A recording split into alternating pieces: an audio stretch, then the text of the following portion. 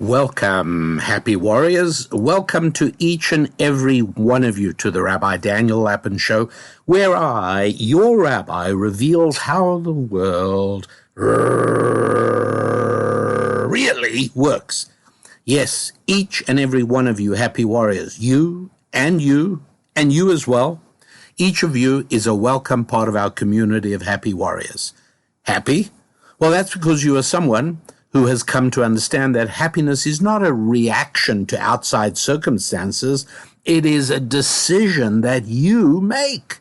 You don't need outside factors to make you happy. You have decided that your default condition for happiness and success is a reasoned, determined, deliberate decision to be happy. And you're also a warrior because you understand that joyful success in life comes from struggling against the natural resistance that in the nature of the world tends to obstruct and resist every step you make in the direction of self-improvement. I call it spiritual gravity. You try to get airborne and it tries to keep you earthbound in every effort you make to improve any one or all of your 5 F's. Your faith, your finances, your family, your friendships, and your physical fitness. It throws up obstacles and temptations. But as a happy warrior, you know that every single victory you win, no matter how small, brings other victories in its wake. And so that's why we are not just warriors and not just happy-go-luckiers, but we are happy warriors. And one of the things that happy warriors realize is that our ability to progress, our very success and our happiness depends upon our ability to impose on our own limits, on our freedom. That's right. We have to be able to restrict, control, and regulate the freedoms of life. Being able to step off the slippery slide, that seductive ride of freedom, and imposing upon ourselves our own logical and brain-centered restraints and restrictions and regulation, that is the direction in which happiness and success lie. Because so many people confuse license with freedom. Licentiousness is doing whatever your feelings drag you towards. Freedom is what you have when you are capable of imposing limits and restraints upon your feelings and upon your emotions. And where that is so particularly important is when you are being carried along by an avalanche of emotions. Coming to trust our emotions is a terribly dangerous thing. And a happy warrior realizes that emotions are wonderful. We should all have emotions, and we should feel wonderful emotions. We should feel emotions like love and appreciation and gratitude. We should not indulge in emotions like anger and jealousy. Emotions are real, but we don't regulate our lives on the basis of our emotions or our feelings. No, we impose limits and restraints and controls and restrictions rather than just acting on our emotions and doing whatever we feel like. But even more importantly for today's show, is learning that as bad a mistake as it is to act on our emotions, it is 7 orders of magnitude more dangerous to think according to our emotions.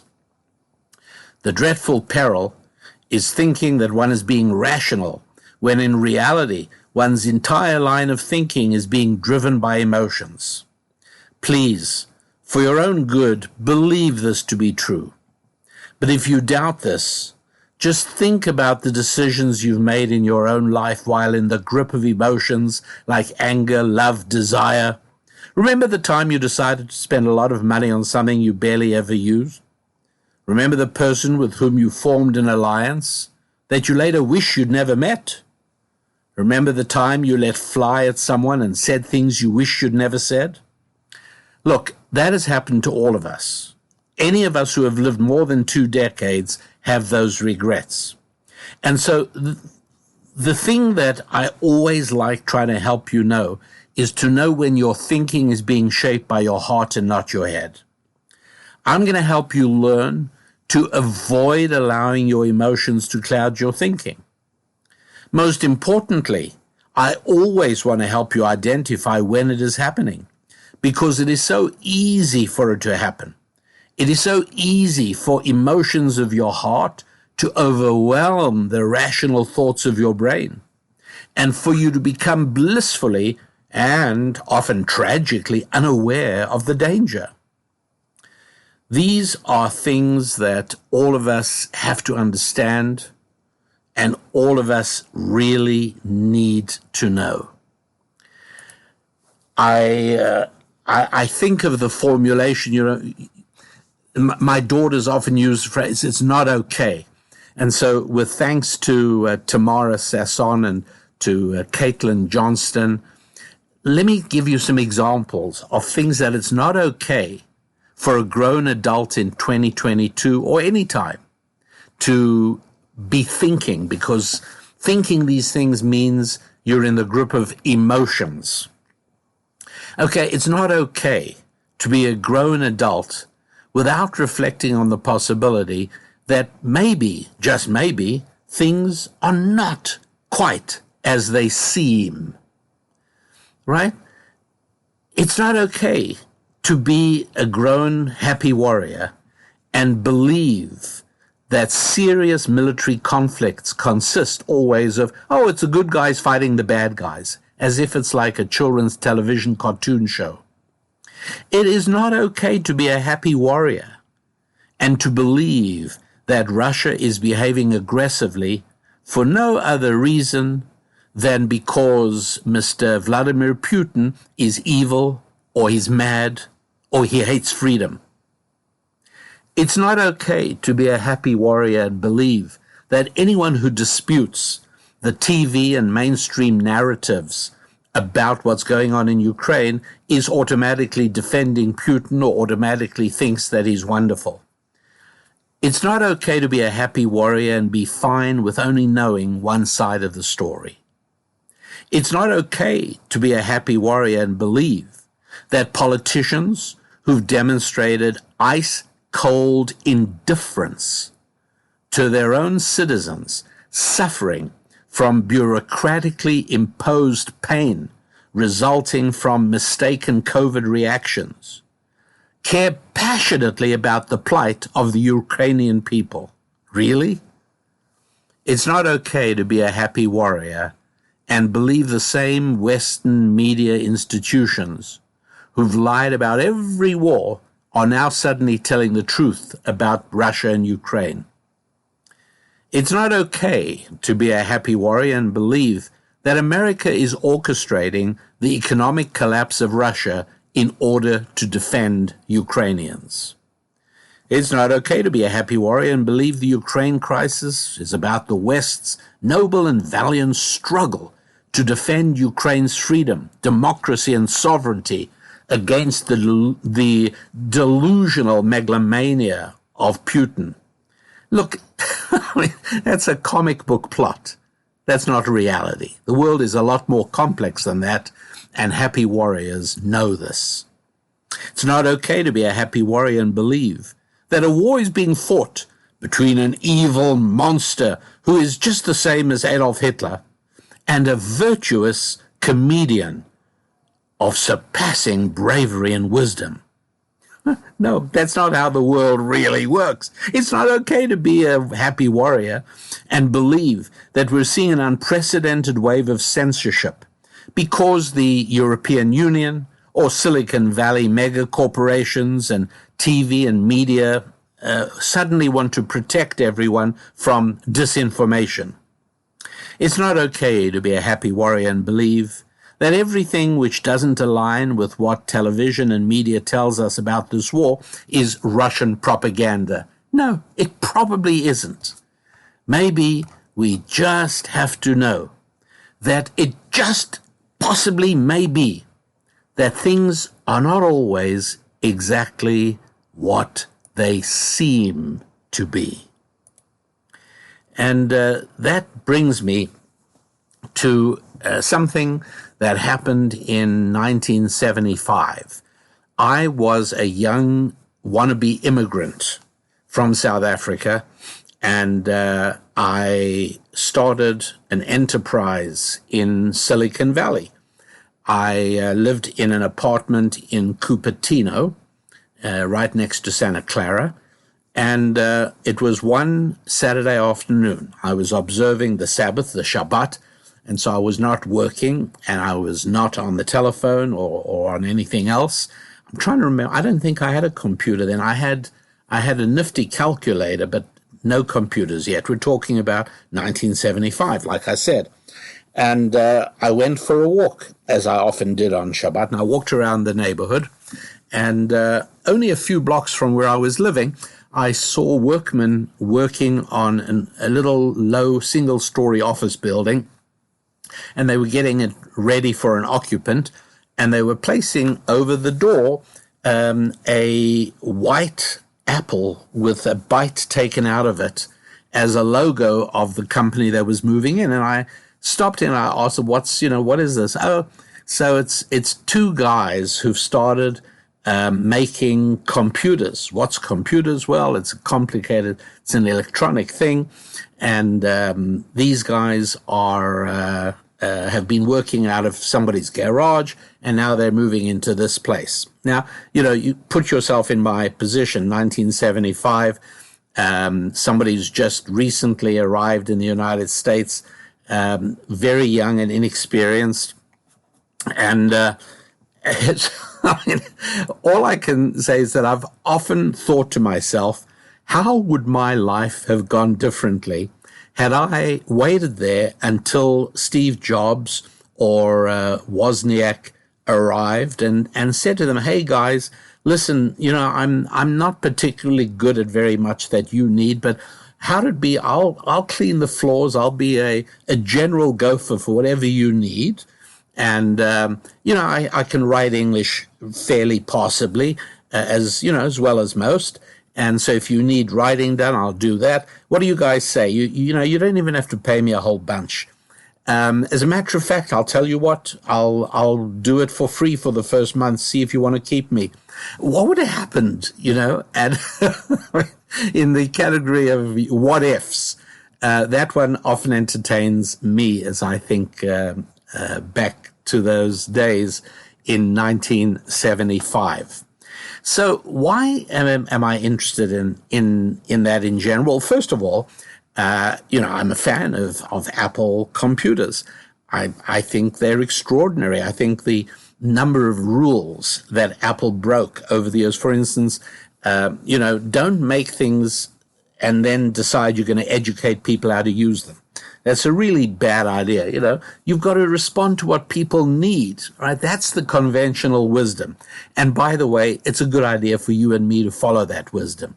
But Steve Jobs didn't. He built a tablet. I think he called it an iPad from the beginning.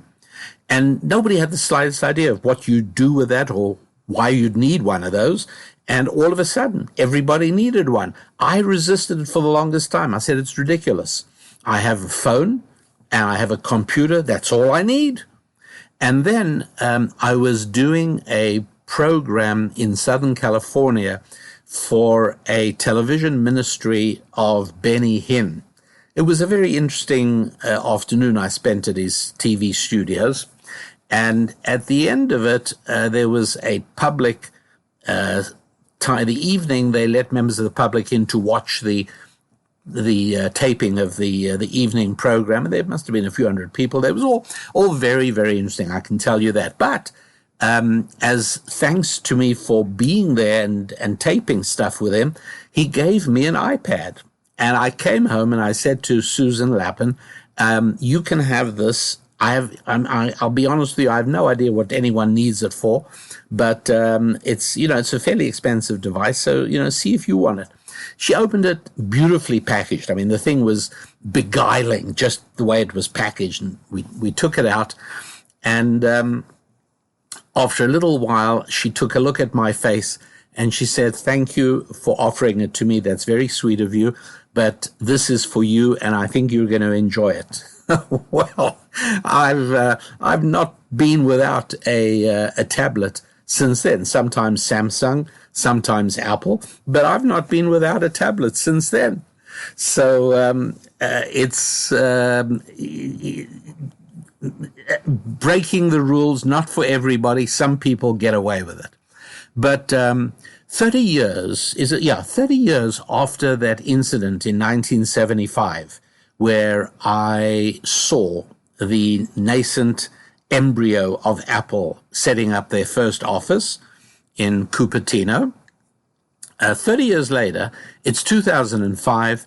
Apple is well and truly a giant, successful corporation shaping the world. And Steve Jobs has not much longer to live, unfortunately. And he's giving a commencement speech at Stanford University in Silicon Valley. And he, it's an interesting speech. And you, by the way, you can do what I did, which is you can bring it up on YouTube, or you can read a transcript of it, whatever you feel like. And there is a certain phrase, there's a certain section of the speech about halfway through. And this is what you hear. You'll pardon me, the quality is not very good here. You've got to find what you love. And that is as true for work as it is for your lovers. Your work is going to fill a large part of your life. And the only way to be truly satisfied is to do what you believe is great work. And the only way to do great work is to love what you do. If you haven't found it yet, keep looking and don't settle. So I don't know if you could hear that so well, but let me tell you exactly what he said. I'll read you from the transcript. You've got to find what you love, says Steve Jobs, and that is as true for your work as it is for your lovers. Your work is going to fill a large part of your life, and the only way to be truly satisfied is to do what you believe is great work. And the only way to do great work is to love what you do. If you haven't found it yet, keep looking. Don't settle. As with all matters of the heart, you'll know when you find it. And like any great relationship, it just gets better. My dear happy warriors, one can admire a person like Steve Jobs and at the same time declare with utter certainty that what you just heard him say in his speech at Stanford University in 2005 and the transcripted words I just read you is utter, unadulterated bilge water. Garbage, waste of time, rubbish, fundamentally untrue, a lie. It doesn't mean I don't admire so much of what he did, but what he just said and what I just repeated to you is a lie. It's complete and utter nonsense. Now, if there is one lesson for today's show that I want each and every happy warrior to take away with you, and that is watch what people do much more than you pay attention to what they say. So if you are a woman and you are contemplating a relationship with a man, and you're trying to figure out, is it worthwhile getting involved with this man, maybe marrying him? And you say, well, look, he's told me he loves me. And he's told me how much he likes my family. And he's told me how eager he is to find a good job and build a good career. My answer to you, as it has been to, I'm going to say, how many young women? Probably in the hundreds, not in the tens or scores, but probably in the hundreds, not as many as 1,000, but certainly several hundred young women. Please pay very little attention to what he said. Pay a great deal of attention to what he does. Take a look. Track record with a man really counts. Look and see what he's done. You're deciding to vote for a politician. A governor, a senator, a congressman, local councilman, state representative, president, whatever it is. Please, you're a happy warrior.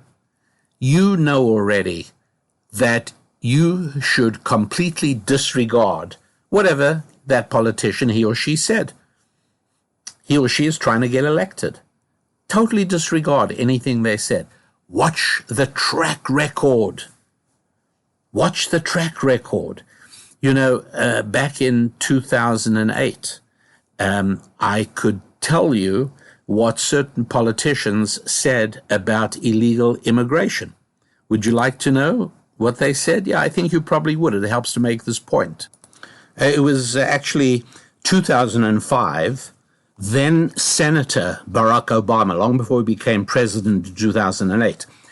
2005, 3 years earlier, here are his words. We simply cannot allow people to pour into the United States undetected, undocumented, unchecked, and circumventing the line of people who are waiting patiently, diligently, and lawfully to become immigrants in this country. In 2009, Democratic Senator Chuck Schumer, a huge problem for this country, by the way, but Democratic Senator Chuck Schumer in 2009 said the following: illegal immigration is wrong, plain and simple. People who enter the United States without permission are illegal aliens, and illegal aliens should not be treated the same as people who enter the U.S. legally. How about a guy called Senator Joe Biden, right, later to become president of the United States?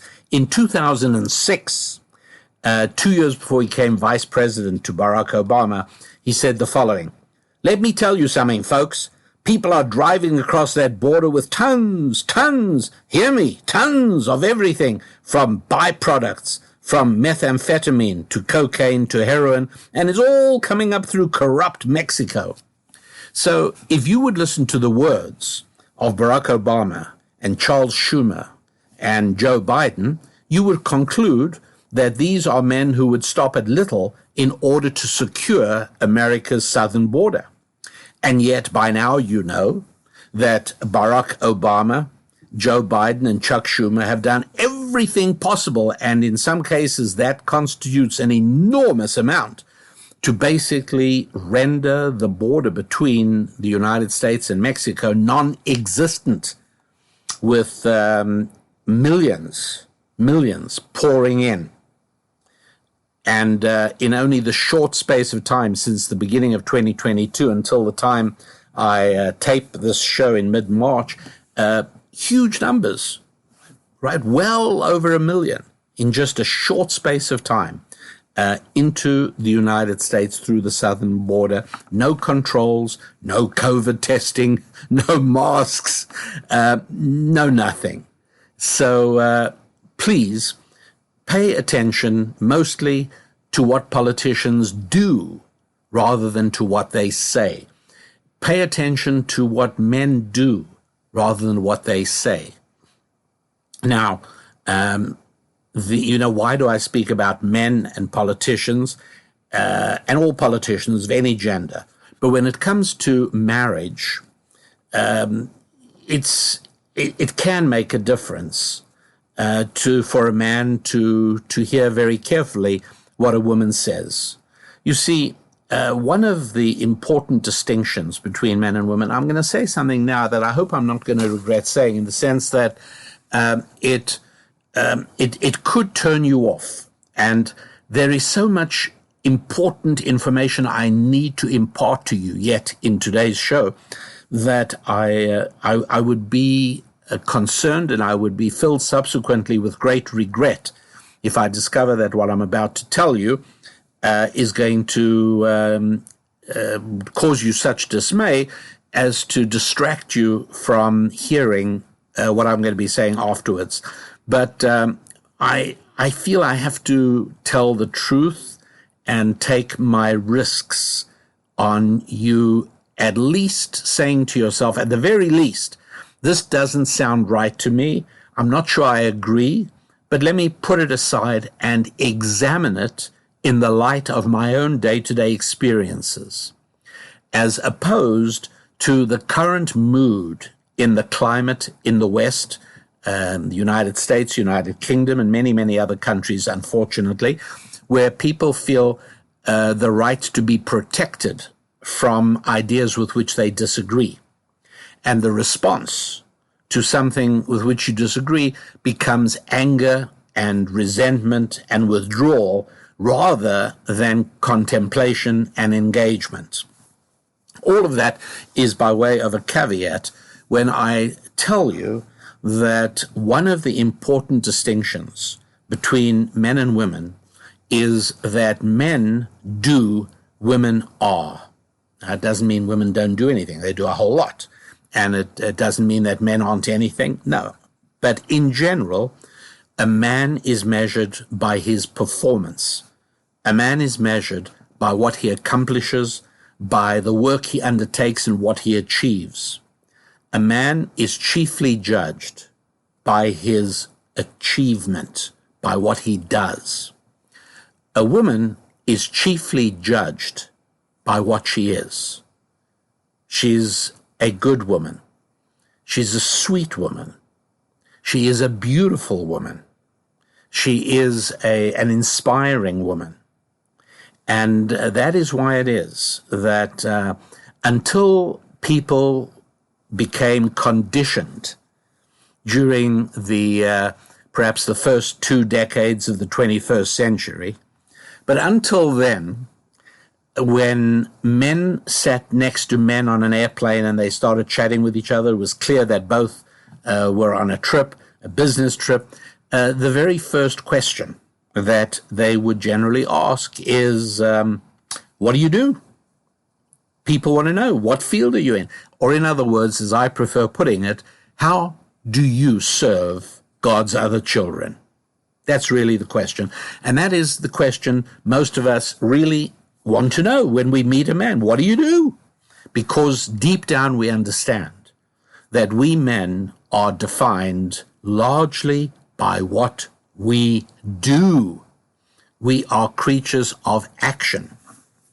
And it is not an accident, and I want to speak the next section in somewhat coded terms so as that it remains a family-centric show and something you can comfortably listen to with anybody. But how would it be if I say that during times of maximum masculinity, during times of intimacy, it is generally clear that the doing is a masculine part of things.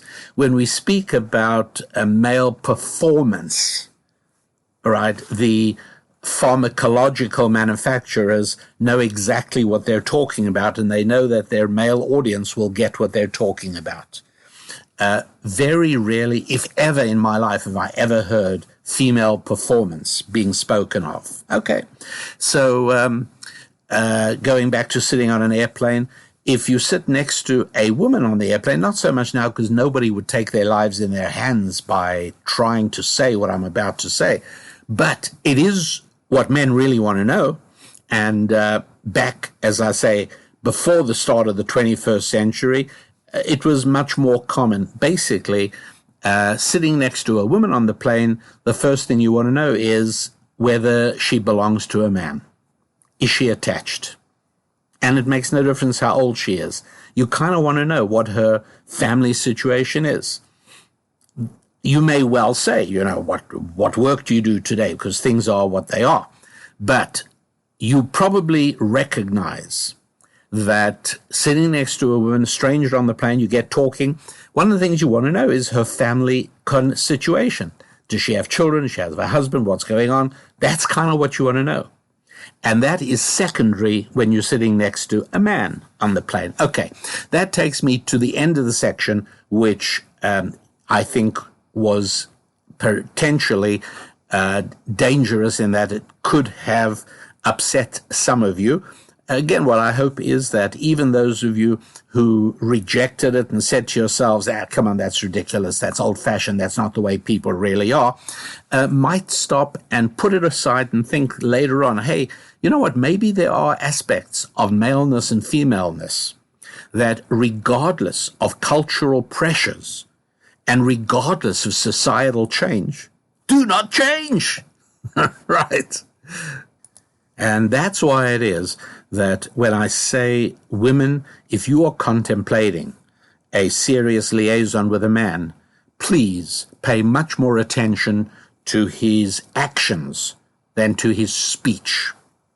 But that's not necessarily what the same advice I would give to a man contemplating marriage, and he's getting to know this woman, and he remembers at the back of his mind words from his rabbi, something to the effect that pay much more attention to what she's done than to what she says. No, that's not correct, because I would strongly discourage a young woman from marrying a young man of 25 or 26 who has not really got any achievements to his life, to his name. I would really discourage that. But I could think of many, many wonderful marriages that begin with a, shall we say, a 25-year-old guy who's done something with his life already, marrying a young woman who has, she finished high school, and she moved in with an elderly aunt who needed some help around the house for a year. And then after that, she taught kindergarten for 2 years. And he marries her because she's a wonderful woman. She's beautiful. She is nurturing and feminine. That's the word. She is feminine. And that's really, really necessary. So, yeah, these are differences between men and women. I hope I have not antagonized you. Please tell me I haven't antagonized you. Here's one of the best ways to tell me I haven't antagonized you, and that is join our membership of Happy Warriors. Become one of us. Be part of our community, because communities grow in usefulness as they grow in size. Like any network, right? When in the very infancy of email, there was a system, and I forget the name of it. I shouldn't have even started telling you about it. It was not AOL, but it was another system, and it faded away because it didn't catch on. It was some early adopters. I actually used to communicate with William F. Buckley on that particular network I'm talking about. The name I forget for the moment. It's not that important. But it faded away because the size of the network didn't grow. So hop along to wehappywarriors.com. All right, that's our special website for Happy Warriors. The website is www.wehappywarriors.com. And right there, you will find the opportunity for joining us, becoming a member, and being able to connect with us. You will get to hear the Lap and Lens that we broadcast and make available to members 3 or 4 times a week. And you'll be able to comment and communicate with others about the podcast you are now currently listening. There's this Rabbi Daniel Lapin Show episode. And that way, you can let me know that, no, it's fine. We Happy Warriors can handle it when you tell us truths that are painful and that provoke profound cognitive dissonance in our souls, but you carry right on because we are Happy Warriors and we can take it. We can handle it. We are big enough to be able to do that. And by the way, today this requires considerable bigness of spirit to be able to hear something that goes against your emotions. See, that's what I was talking about in the introduction, the preamble to the show. I was saying that we are all trained today, accustomed to react emotionally. And if we hear something that we feel is wrong, our immediate response is, that's offensive. I don't agree with that. Hey, take it easy. Think about it. And I encourage you to do this all the time. I mean, not with everybody. If you're listening to a complete fool, then you don't necessarily have to waste brain storage on keeping in mind something he said and then exploring it and analyzing it. No, you don't have to do that. You shouldn't really be wasting time listening to him in the first place. But if you give any credence whatsoever to value on the part of the speaker, and he says things with which you don't agree, give it a little bit of thought. And by the way, business professionals usually have this down, because to succeed in business, you have to know how the world really works. And one of the ways the world really works is that when you ask a professional for advice, you might speak to an accountant, you might be speaking to a marketing expert, you might be speaking to a legal expert. The person may well say something which goes against every one of your instincts. Well, why are you wasting money consulting him if you don't think he knows something you don't? Why would you waste your time, let alone your money? And so business people usually are already self-trained to hear things they don't want to hear, to be able to listen to something that rubs them the wrong way, irritates them, upsets them, causes them emotional turmoil. Yeah, we business professionals are accustomed to that. And it doesn't mean we automatically accept it at the end of the day. We don't. But we are able to listen and analyze. We have not succumbed to today's university campus methodology, which is to instantly erupt in an indignant outburst of rejection as soon as your ears pick up anything with which your heart and your emotions disagree. So back to a man who, many of whose achievements I admire, and many of the things he said I don't. But remember this basic rule, and happy warriors understand this point I'm about to make, which is that human beings are not like balance sheets of your finances. Right? In a balance sheet, if I've got $75 and I owe $100, then the net result is negative 25. My liabilities are $25. It's a debt. If I have 6 bags of cement, but I've promised somebody 8 bags of cement, my current inventory status is negative 2. And so if I get another shipment of 10 bags, I actually end up with 8 because 2 have to make up the deficiency. And so in business and finance, we can do plus and minus calculations. But please know, gosh, this is an important thing. Here are the 2 important things of today's show. Number 1, particularly with men and with all politicians, pay attention to what they do much more than to what they say. And the second important point of today's show is that with human beings, you cannot do basic bookkeeping operations. In other words, let us say, talking of Steve Jobs, let us say that Steve Jobs has, shall we say, 5 plus points. He built a big company, and he responsible for the starting of an animation studio, and he's built Apple, and he innovated the iPhone. Or we can list all these, shall we say, 5 plus things. And then we can also end up with, shall we say, 2 negative things. We don't say at the end of the day, oh, well, he's worth 3 plus 3. Because he lost 2, he's just worth plus 3. Or, how about different people? And a lot of people have misunderstood me in the past over the years. I've said, for instance, and I stand by it, that I think that Vladimir Putin of Russia is one of the most capable statesmen in all of Europe. And I think that's so. I think Viktor Orban of Hungary is another top-rate statesman in Europe. Now, that means people think that means that I'm completely unaware. No, I don't do elementary bookkeeping on God's ultimate creation, the human being. I don't. When I say God's ultimate creation, by the way, a little child's finger is a greater creation than the Grand Canyon is. And I don't think that you want to do that with people. You don't want to say, oh, well, there's nothing credible, there's nothing admirable at all about this particular statesman, shall we say, Mr. Putin. No, that's not true. He's a complicated being. He's a human being. There are many things to bemoan and disparage.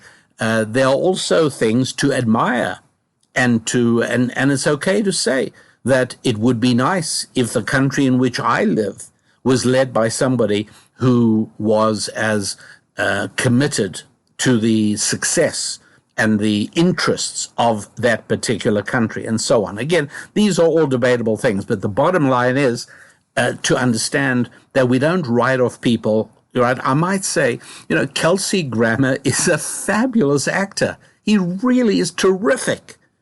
That in no way suggests that I would like my son to study Kelsey Grammer's life philosophy and to model his own life in the same way.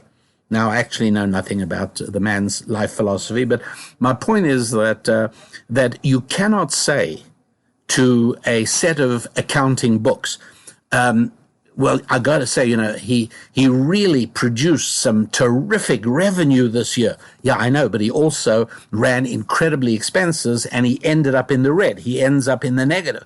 Well, yeah, but look at what no, it doesn't work that way.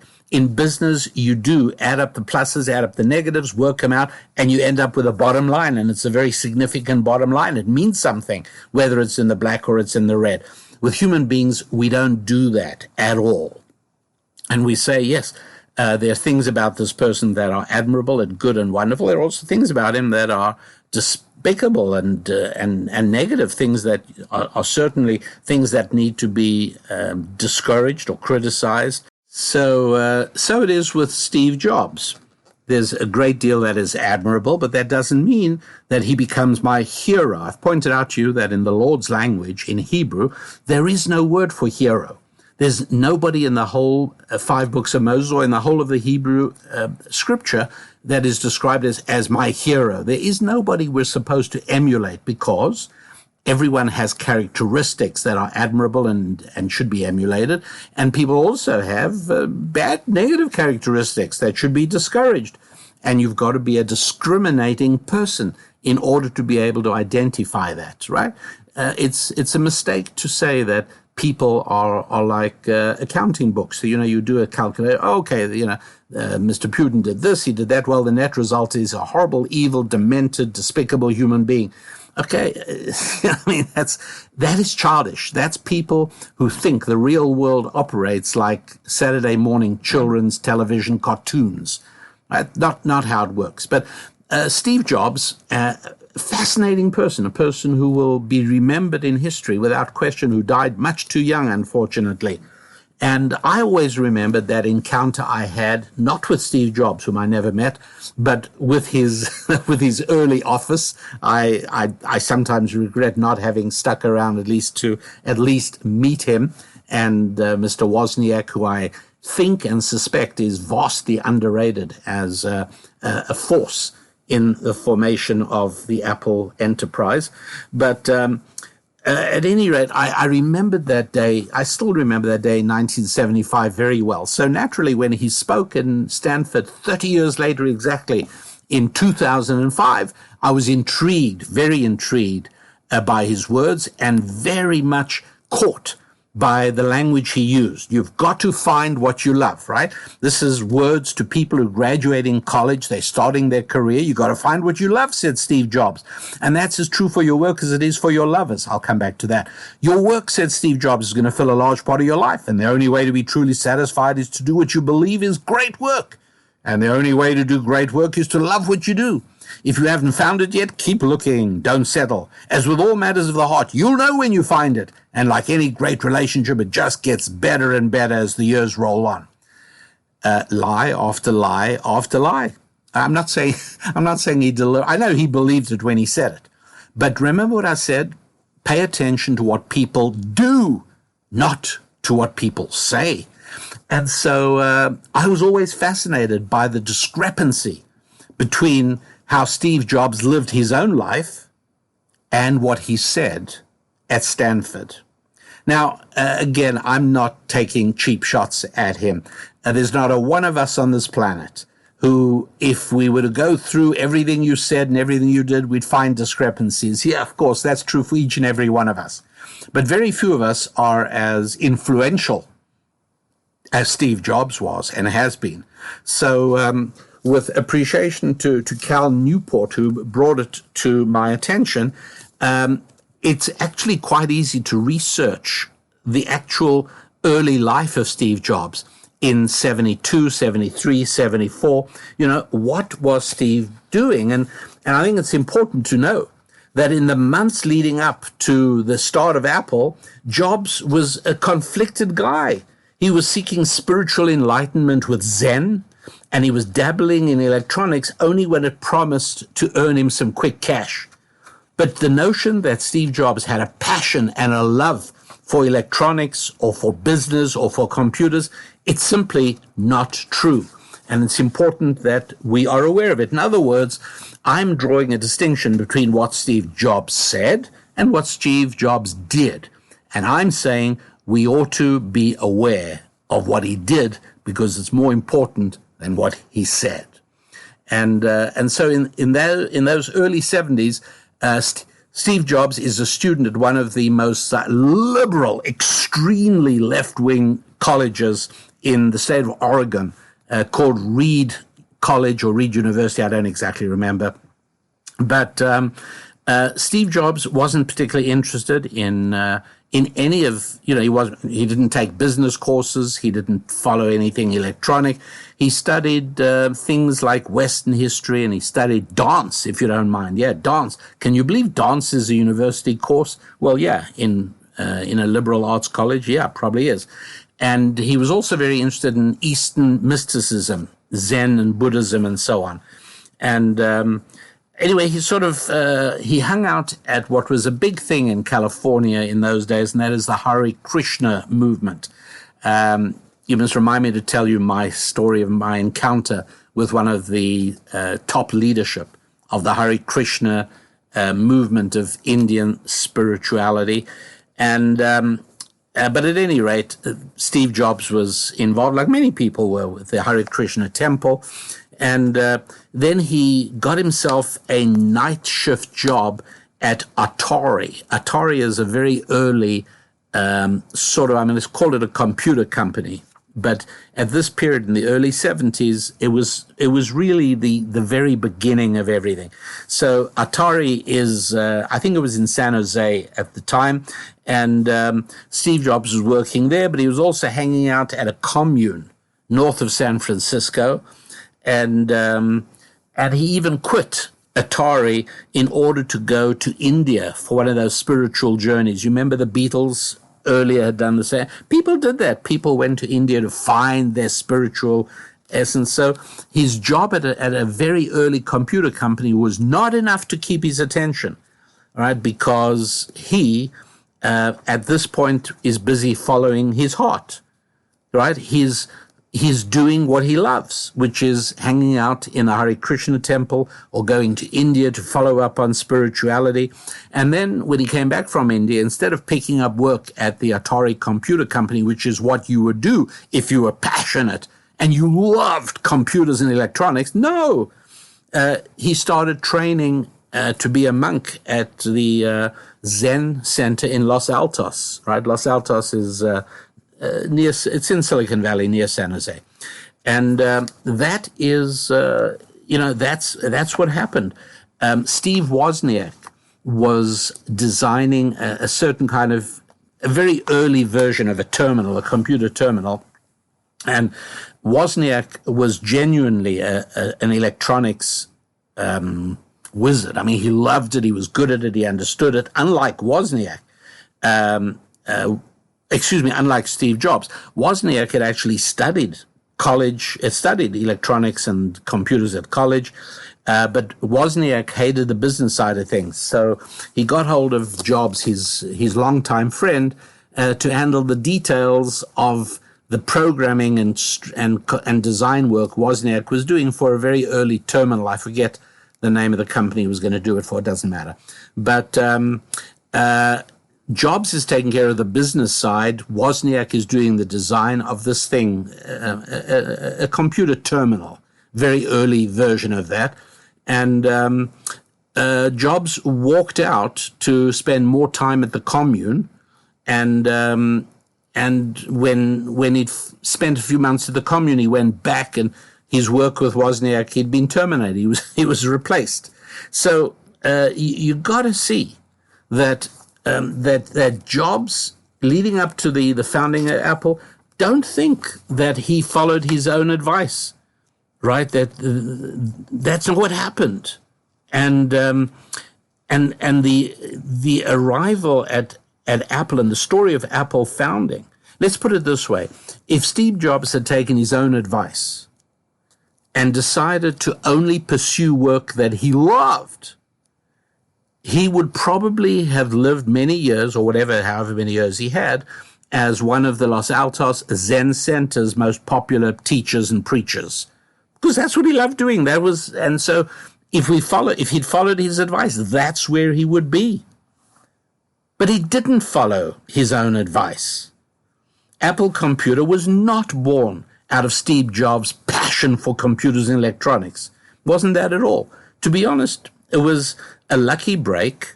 It was a little scheme that unexpectedly took off. And so we got to know that for Steve Jobs himself, his own advice of follow your passion was actually not very useful advice at all. So again, let's see what people do, not what they say. And what Steve Jobs did was to throw himself into Apple with incredible devotion and dedication, building up his passion for it. Let me make that clear. His work at Apple in the early years was not because he felt passion for electronics. He didn't. He felt passion for Eastern mysticism. But he threw himself into it. It was work he felt needed to be done, and he found out he was good at it, and he did it. But the passion grew out of that. You understand? He did not build Apple because he was passionate about computers and design. He became passionate about Apple and about computers and about design because he had invested so much of himself in this fledgling enterprise. That's the really important thing. And so, as I say, I'm recording this in March 2022, but it doesn't matter. It's just that on my mind at the moment is the thought that in a couple of months, students are going to be graduating, young people are going to be thinking what they're going to do with their lives. Maybe you're not a young person. Maybe you've decided that you've been wasting your time and talents up till now and you want to do something different. And you hear about Steve Jobs' 2005 speech at Stanford and you say, well, I've got to really sit down and figure what I'm passionate about. I've got to sit down and figure what I truly, truly love, right? And I'm going to tell you that no, you're a happy warrior. That's not what you do. What you do is you do the work you should be doing, and then you learn to love it. Steve Jobs, in his speech at Stanford, you may remember I said I'd come back to it, he used these words: you got to find what you love. And that is as true for your work as it is for your lovers. Okay, wrong. Okay, you don't go seeking. If you're a man, you don't go seeking till you find the woman you fall in love with. No, that's not how it works. You choose the right woman. I mean, obviously there's got to be attraction, but you choose the right woman and then you come to love her. I mean, that's so obvious. It's so straightforward. It's so clear that is the roadmap to a successful life, as opposed to the horrible dangers of marrying somebody simply because your heart and your emotions tell you. So it says Steve Jobs, you've got to love what you do. No, that's not true. It's a promise. You will come to love what you do, provided you throw yourself into it with full commitment. You will come to love the woman you choose, provided you throw yourself into the relationship with full commitment.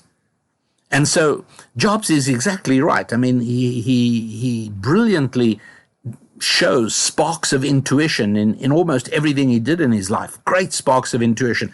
And here, I don't think he could explain. If you went to him afterwards, I doubt he could have said, we said to him, hey, Steve Jobs, why did you include the thought about lovers in your discussion about economics and business and jobs? And I'm not sure he necessarily would have known that the 5 F's link everything. and that family and finance go together, and that the relationship between a man and a woman profoundly affect the financial destiny of that man. Hugely important. So this is something that I want to make clear.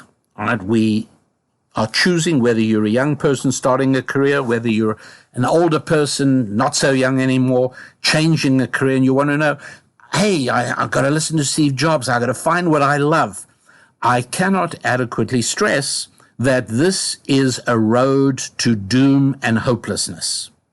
To put it bluntly, nobody really cares about what you love.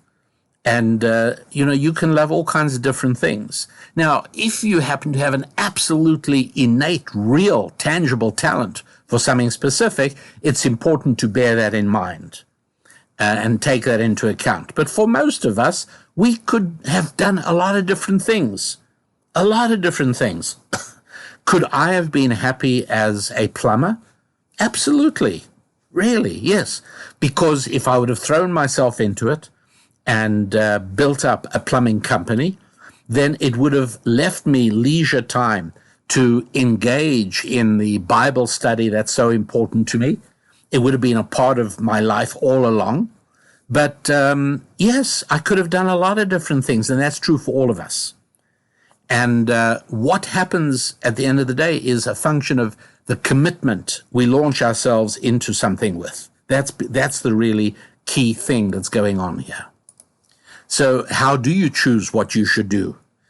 It's very simple. And sometimes you need to work together with somebody, a friend, a trusted friend or advisor, who can be honest and will be willing to tell you things you do not want to hear. And of course, you already know as a happy warrior that you are capable of hearing things you don't like emotionally. But you need to sit down with somebody, ideally, and you need to evaluate what would be the most useful thing I could do for the majority of people. Well, how do you judge that? It's very simple. You judge it by money. This is the great thing about money. And I can't tell you how often I find in comments to the podcast or to one of my lectures, how many times somebody pops up and says, I don't like money. I want to think that I am driven by higher things than just money. I get this an awful lot of times.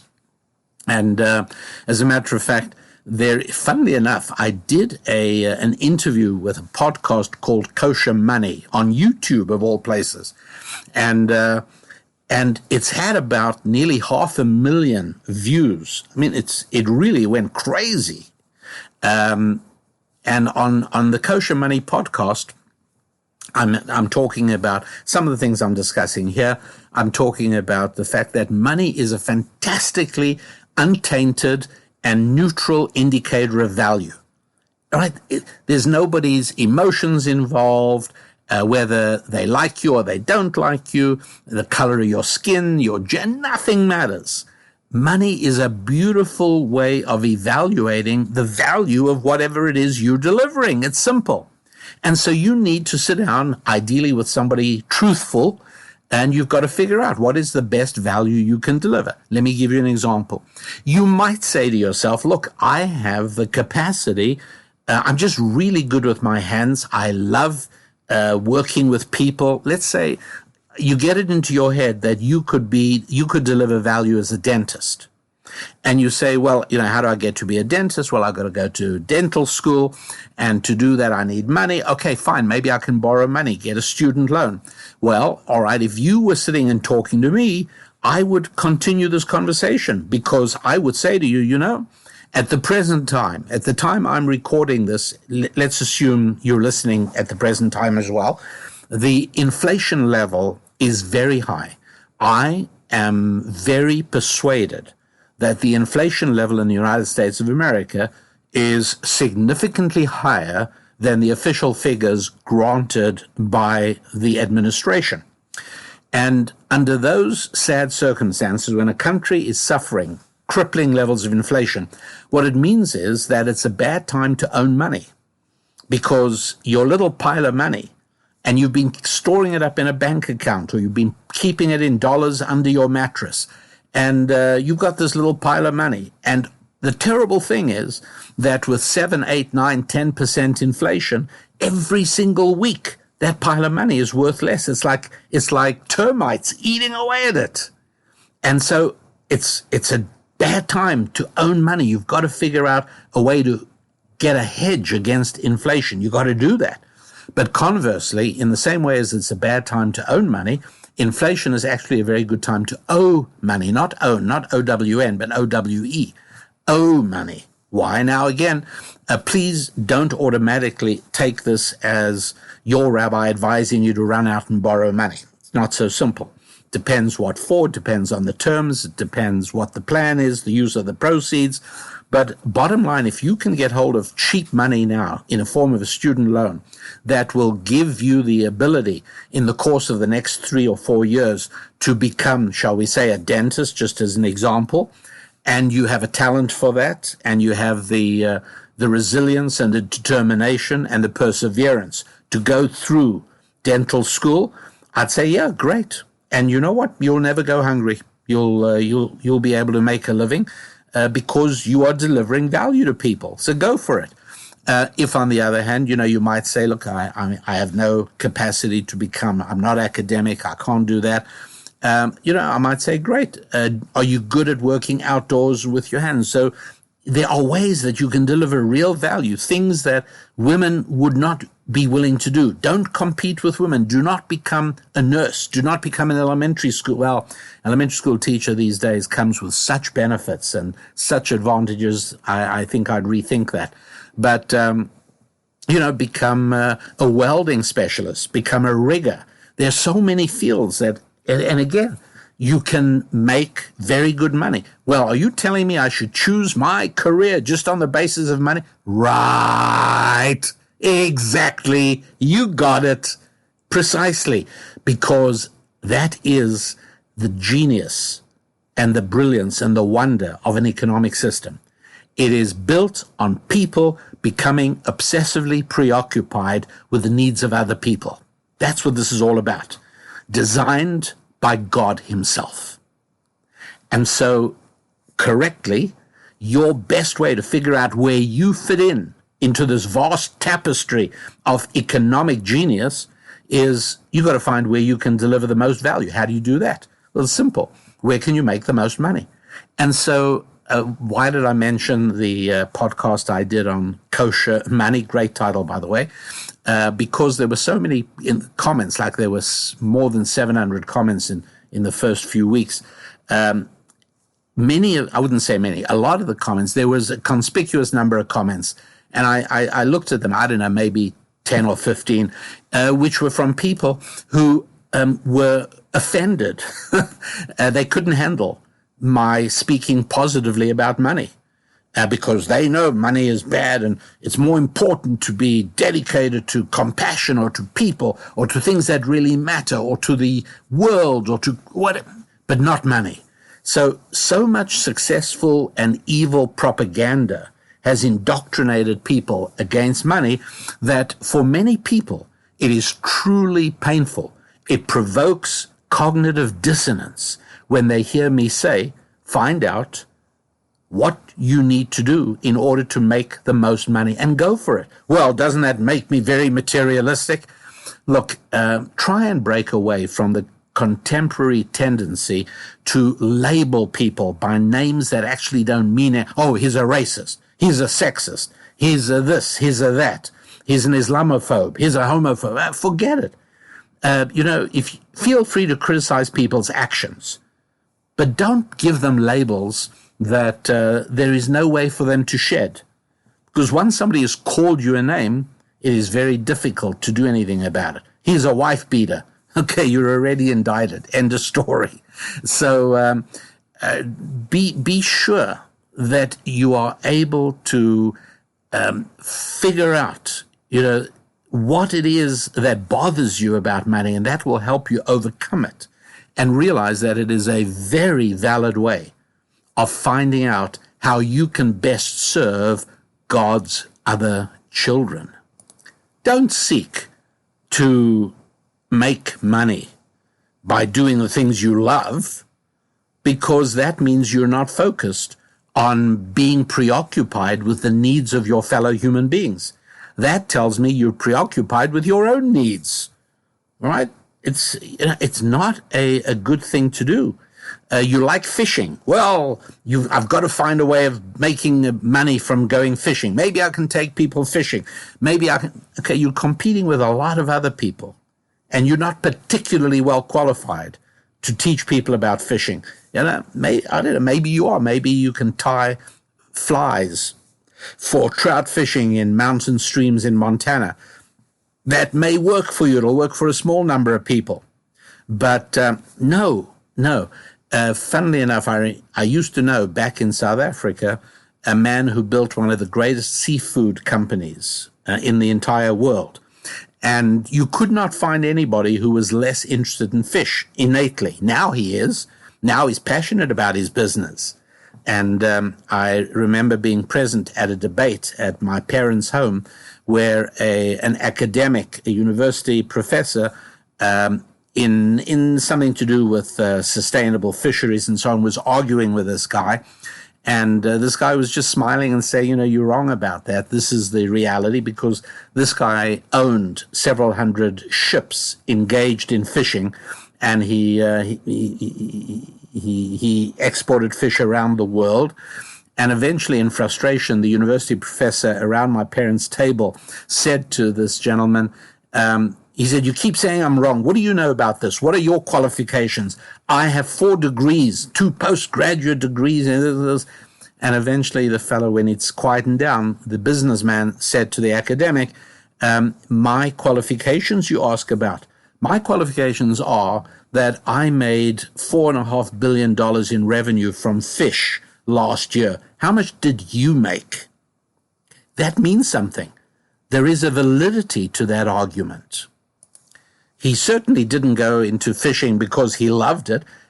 An opportunity presented itself, and he was able to get a job helping out with the books, right? He had done bookkeeping at high school. He was able to help out with the books of a small fishing enterprise owned by a Greek immigrant to South Africa, and things went on from there. Well, today he's passionate about the fishing industry, but that's because he's thrown himself into it. And this is the important thing.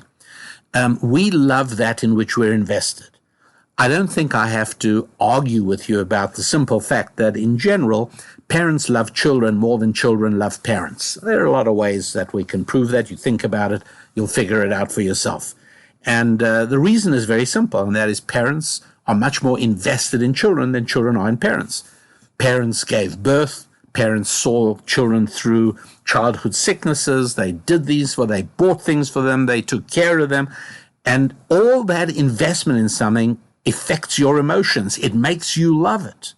That's why, by the way, the more committed you are to your wife, the more you end up loving her. Because emotions follow actions. Do not try and make your actions follow your emotions. For heaven's sake, that's what I've been talking about the last hour. That's what this is all about. Don't do that. Your emotions will follow your actions. Do the right actions. Emotions will follow. Right actions, choose business, career, action, a profession, a livelihood that you can make the most money at, whatever that is, right? You can't, you probably are not going to become a top-rate ballet dancer. So choose something that'll make you the most money, whatever it is, even if you think it's work that's beneath you. Right? I met somebody in Kansas City where I gave some lectures a few months ago, and I loved the fact I was going around the room and I asked people what they do, and he said, I'm in garbage. I collect garbage.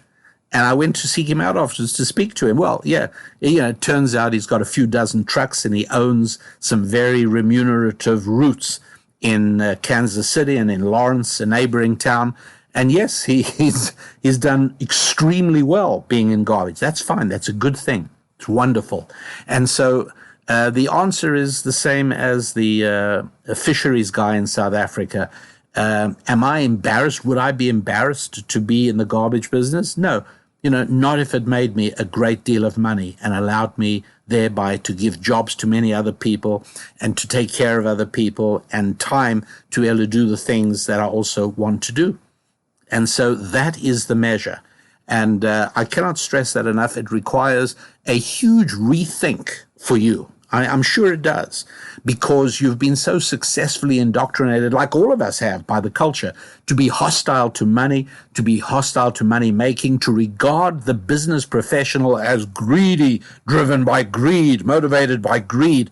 It's not true at all. The most successful business professionals are driven and motivated by trying to make life better for other human beings.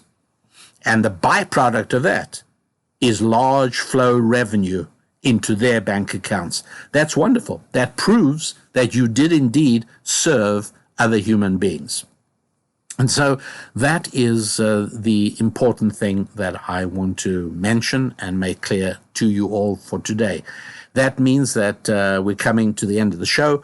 Until next week, when we can be together again, I am your rabbi, assuring you that you must move onwards and upwards in your 5 F's. Try and move onwards and upwards with your finances and your family and your faith and your fitness and your friendships.